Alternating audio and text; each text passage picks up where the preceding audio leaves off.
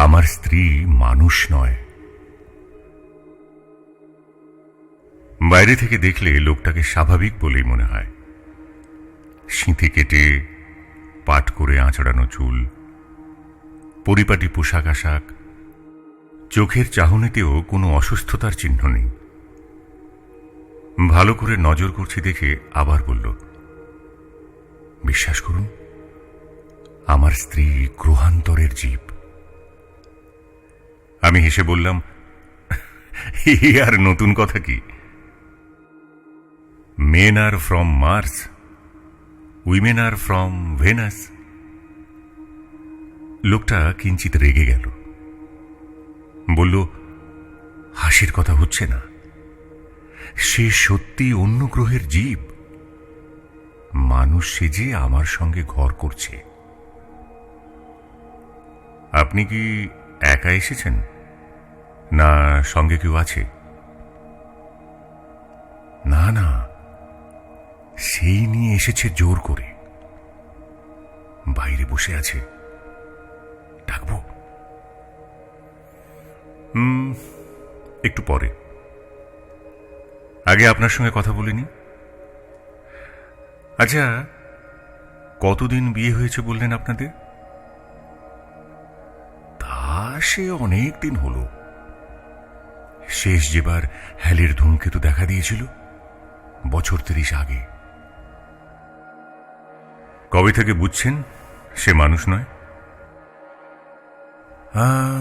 মাস 6।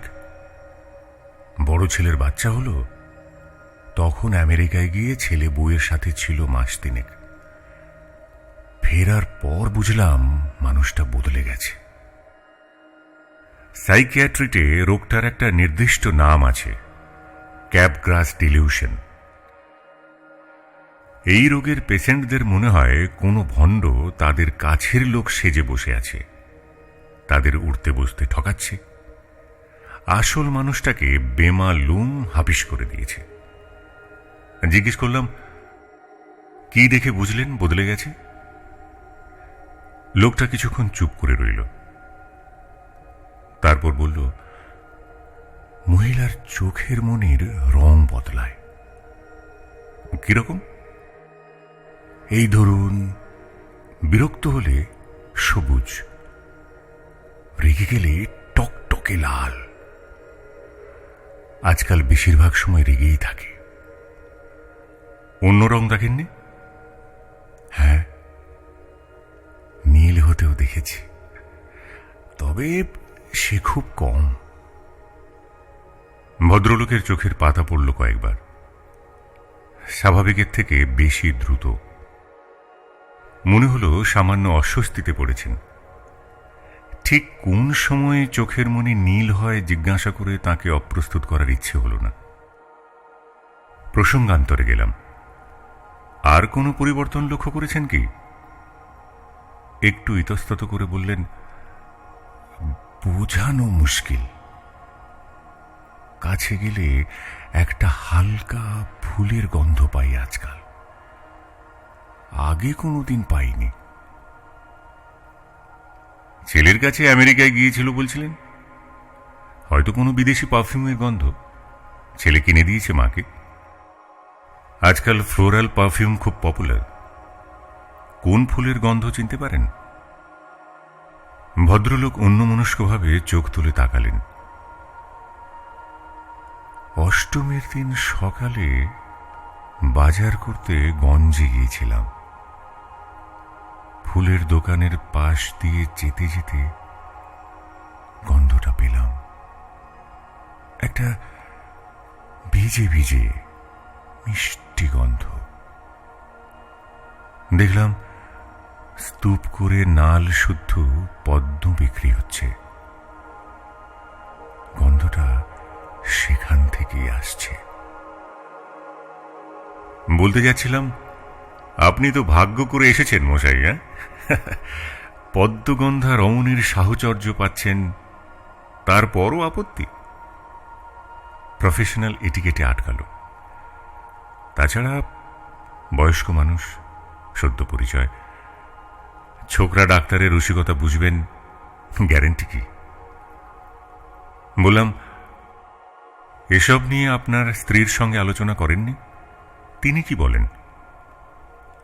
আরে, জিজ্ঞাসা করেই তো বিপত্তি।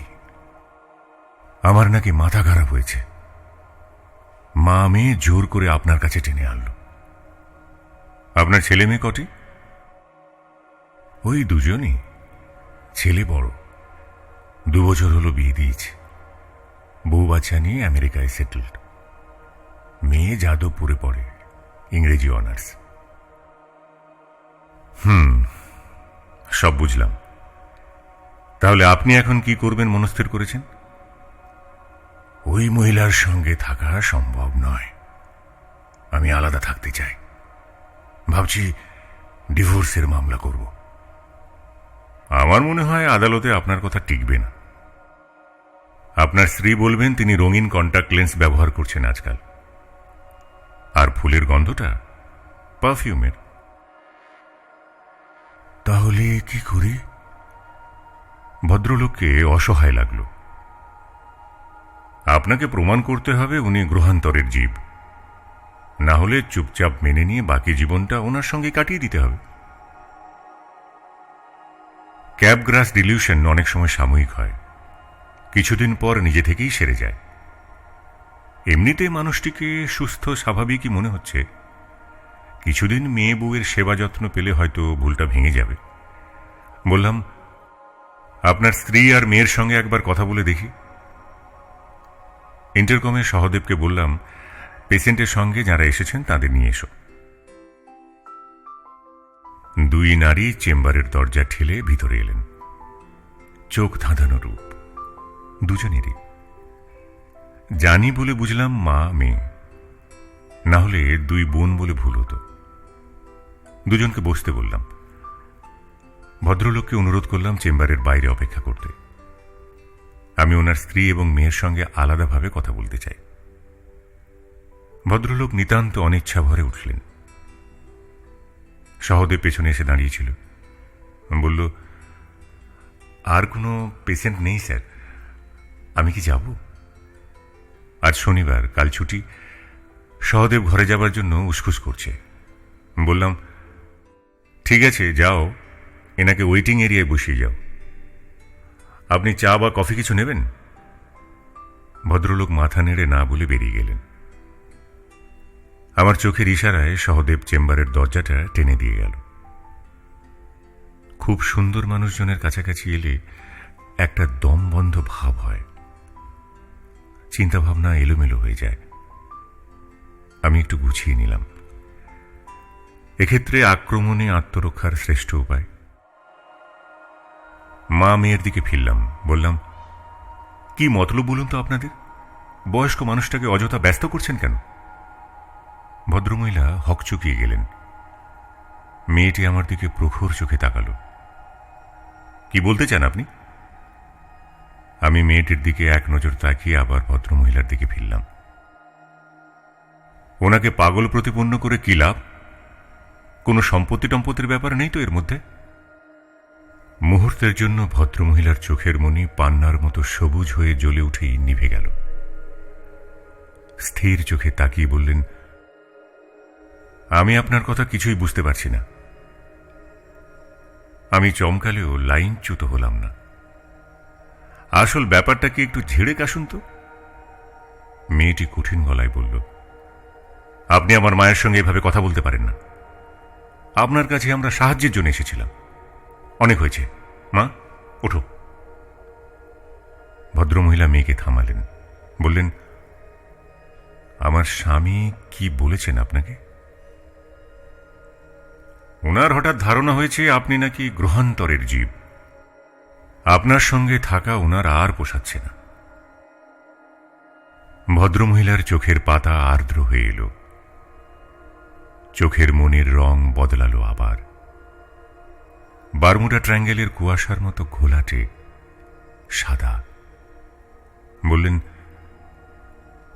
আপনার কাছে নিয়ে এসেছিলাম এই ভেবে যে আপনি ওকে বোঝাতে পারবেন উনি মানসিকভাবে অসুস্থ। তাহলে আর কোনো ঝামেলা থাকতো না। তার মানে উনি এক বর্ণ মিথ্যে বলেননি। আমি সত্যিই পৃথিবীর মানুষ নই। চার দেয়ালের মধ্যে আপনি ব্যাপারটা জানলে ক্ষতি নেই, কারণ আপনি বাইরে চাউর করলেও আপনার কথা কেউ বিশ্বাস করবে না, ভাবে মনের ডাক্তার নিজেই মানসিক ভারসাম্য হারিয়েছে। এ তো আচ্ছা মুশকিল হল।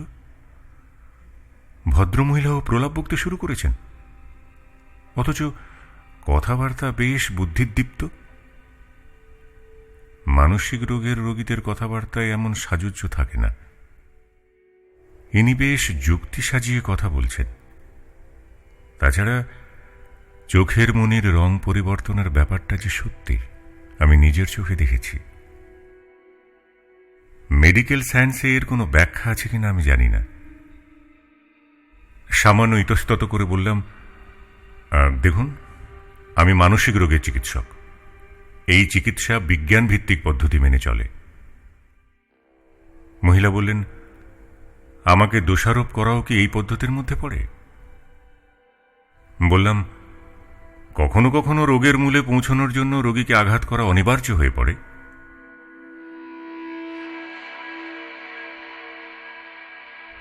উইমেনার ফ্রম ভেনাস গল্পের বাকি অংশ পরবর্তী পর্বে।